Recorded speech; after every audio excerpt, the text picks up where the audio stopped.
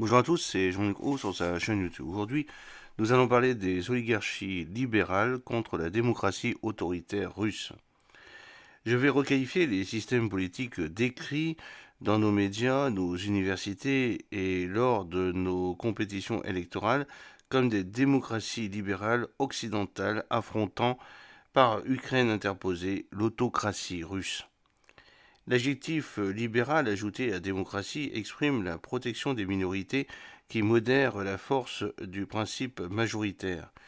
Dans le cas de la Russie, où l'on vote et on soutient le gouvernement avec des imperfections qui musellent les minorités, j'avais gardé l'idée de démocratie, mais substitué autoritaire à libéral comme adjectif qualificatif. Dans le cas de l'Occident, le dysfonctionnement de la représentation majoritaire interdit que l'on conserve le terme de démocratie.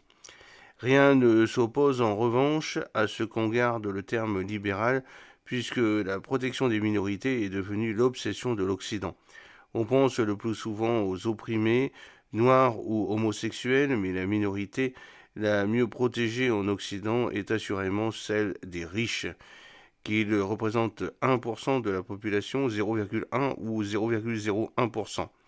En Russie, ni les homosexuels ni les oligarques ne sont protégés.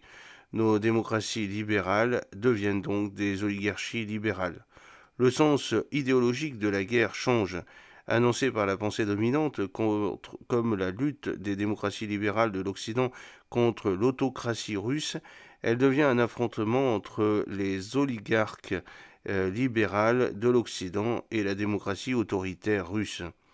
L'objectif de cette requalification de l'Occident et de la Russie n'est pas de dénoncer le premier, mais de comprendre mieux ses objectifs de guerre, ses forces et ses faiblesses. Plusieurs points importants peuvent être déjà soulignés.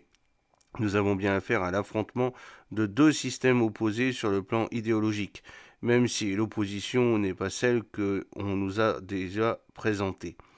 Il est sociologiquement normal, si l'on peut dire, que les partis qui représentent les milieux ouvriers ou les petits bourgeois dominés, en France, le Rassemblement national et la France insoumise, en Allemagne, l'AfD, aux États-Unis, Donald Trump, soient soupçonnés de sympathie pour Poutine. Les élites dominantes ont peur que les strates inférieures de la société penchent vers la Russie, dont les valeurs démocratiques autoritaires ne sont pas sans rappeler un trait caractéristique des populismes occidentaux. On comprend mieux que les oligarchies libérales aient adopté les sanctions économiques comme moyen de guerre.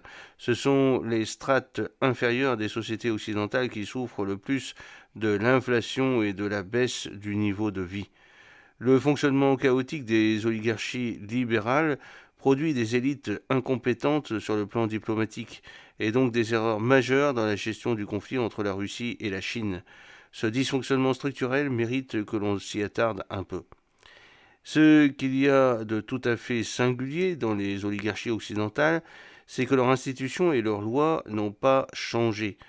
Formellement, elles ont toujours affaire à des démocraties libérales, nanties du suffrage universel, de parlements et parfois de présidents élus, et d'une presse libre.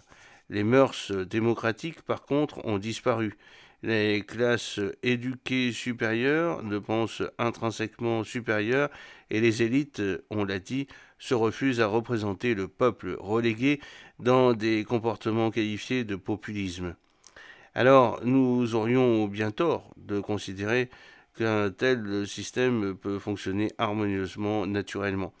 Les peuples restent alphabétisés et la base du suffrage universel à laquelle se superpose la stratification éducative nouvelle est toujours vivante. Le dysfonctionnement oligarchique des démocraties libérales doit donc être ordonné et contrôlé. Qu'est-ce à dire?